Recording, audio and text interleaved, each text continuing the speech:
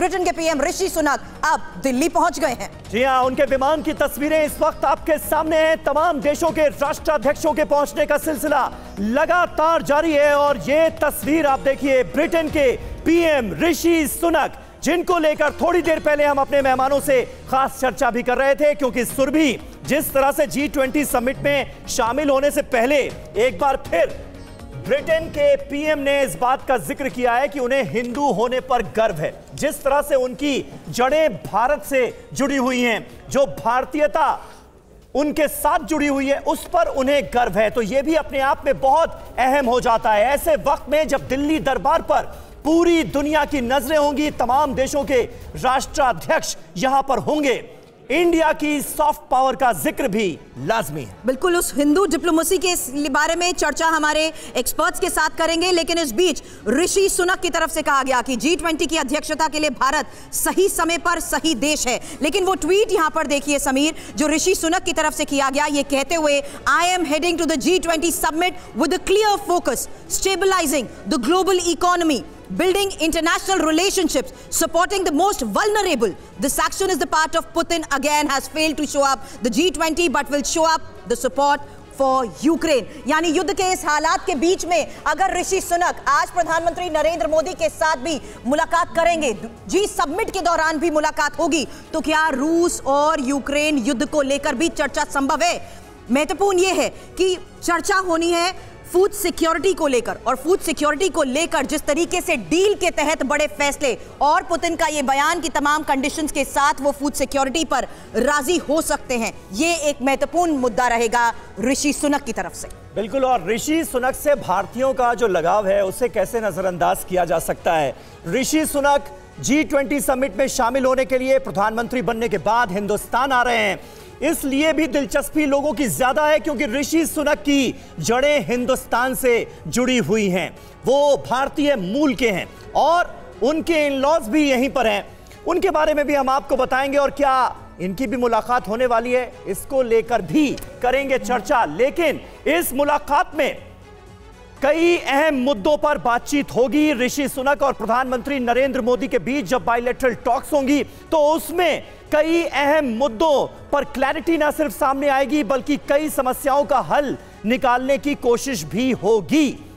तो कुल मिलाकर आप देखिए 9 सितंबर को भारत ब्रिटेन के बीच द्विपक्षीय बातचीत होने जा रही है। मोदी से मिलेंगे सुनक, रिश्तों का एक नया चैप्टर खुलता हुआ नजर आएगा, इसकी उम्मीद कर रहा है हिंदुस्तान भी। और यह द्विपक्षीय वार्ता होनी है जिसमें दोनों देशों के बीच कई मुद्दों पर सहमति बन सकती है। वो मुद्दे कौन कौन से होंगे यहां फ्लैश कर रहे हैं हम। अस्थायी व्यापार वीजा पर चर्चा हो सकती है मोदी और सुनक के बीच। अप्रवासी नियमों में बदलाव पर भी बात हो सकती है। कई मुद्दे पाइपलाइन में हैं और माना यह जा रहा है कि कई मुद्दों पर सहमति इस मुलाकात के जरिए बन सकती है। हमारे साथ इस वक्त कई खास मेहमान जुड़े हुए हैं, इसलिए इस गोल में इसका रुख हम एक बार फिर करते हैं। सुरभि, निनाथ जी, ऋषि सुनक की चर्चा हम पहले भी कर रहे थे क्योंकि उनके कई बयान सुर्खियों में हैं। हिंदू होने पर गर्व, भारतीयता से जुड़े होने पर गर्व, अपने इन-लॉज का जिक्र करते हुए जो बयानात उनकी तरफ से दिए गए।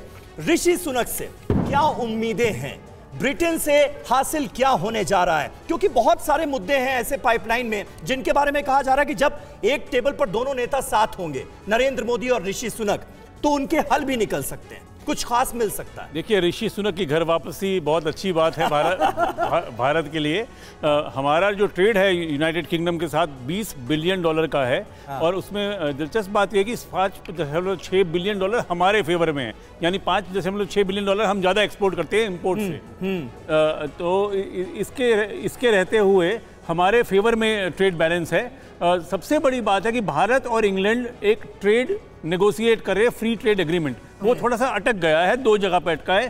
पहला, हम चाहते हैं कि हमारे लोगों की फ्री एंट्री बढ़े थोड़ी यूनाइटेड किंगडम में, जो यूनाइटेड किंगडम मना कर रहा है। और हम वो चाहते हैं कि हम करीबन 40 आइटम्स पे ड्यूटी घटाएं, जो हम कह रहे हैं कि इतनी जल्दी नहीं होगा। उनमें से एक बड़ी दिलचस्प आइटम यह है कि जो स्कॉच विस्की इंडिया में आती है उस पर इंग्लैंड चाहती है कि 30% ड्यूटी रिडक्शन हो। तो कहने का मतलब ये कि जब ट्रेड एग्रीमेंट अटकते हैं तो समिट लेवल पे कई बार इसको सॉर्ट आउट किया जाता है। तो देखना होगा कि क्या ये सॉर्ट आउट होता है कि नहीं। दूसरा एक रक्षा का पहलू है। ब्रिटेन एक वर्ल्ड पावर है, उसका जो उसके साथ हमारी जॉइंट मिलिट्री एक्सरसाइजेज पिछले 3 साल में ट्रिपल हुई, तीन गुना बढ़ी है। एयरफोर्स की एक्सरसाइजेज, आर्मी की एक्सरसाइजेज, तो डीपनिंग ऑफ रिलेशनशिप हो रहा है उस फ्रंट पे। मुझको लगता है उसमें भी बढ़त होगी। और तीसरा है ब्रिटिश इन्वेस्टमेंट इनटू इंडिया, जो पूंजी निवेश वो करते हैं। तो जो बड़ी बड़ी जो हमारे पार्टनर्स है उसमें चौथे नंबर पे ब्रिटिश इन्वेस्टमेंट इंडिया में आती है। उस लिहाज से कुछ इन्फॉर्मेशन वॉल पर मैं डिटेल देना चाहूंगी निनाद, क्योंकि यहाँ पर इमिग्रेशन पॉलिसी को लेकर भी इनपुट है और ये समझना जरूरी है कि अब G20 में जिस तरीके से प्रधानमंत्री नरेंद्र मोदी और ऋषि सुनक साथ होंगे तो क्या होगी बात। और भारत और ब्रिटेन के बीच अब जिस तरीके से मुक्त व्यापार समझौते के बीच वहां की इमिग्रेशन पॉलिसी सबसे ज्यादा आड़े आ रही है, उसी के बारे में इंफॉर्मेशन, क्योंकि अप्रवासी श्रमिकों पर नियंत्रण के लिए इमिग्रेशन पॉलिसी के तहत यह महत्वपूर्ण खबर सामने आ चुकी है। वहीं निश्चित तादाद में भारी श्रमिकों को वीजा जिस तरीके से ब्रिटेन देता है उसके तहत भी चर्चा हो सकती है। और ब्रिटेन से वीजा मांगने वालों में भारतीय क्योंकि सबसे ज्यादा हैं, ऐसे में इस इमिग्रेशन पॉलिसी के तहत क्या बड़े फैसले होते हैं नजर है। और इमिग्रेशन लिमिट की वजह से नहीं मिल पा रहा है जिस तरीके से वीजा, क्या उसको लेकर भी कोई सोल्यूशन, कोई हल सामने आ सकता है। हालांकि भारतीय इंजीनियर्स और साथ ही आईटी पेशेवरों को वीजा देने से इनकार भी महत्वपूर्ण खबरें रही हैं, जिसको लेकर चर्चा की जा चुकी है कि आखिर रुख क्या है। और साथ ही भारतीय श्रमिकों को सबसे ज्यादा नुकसान की बात भी कही जा रही है।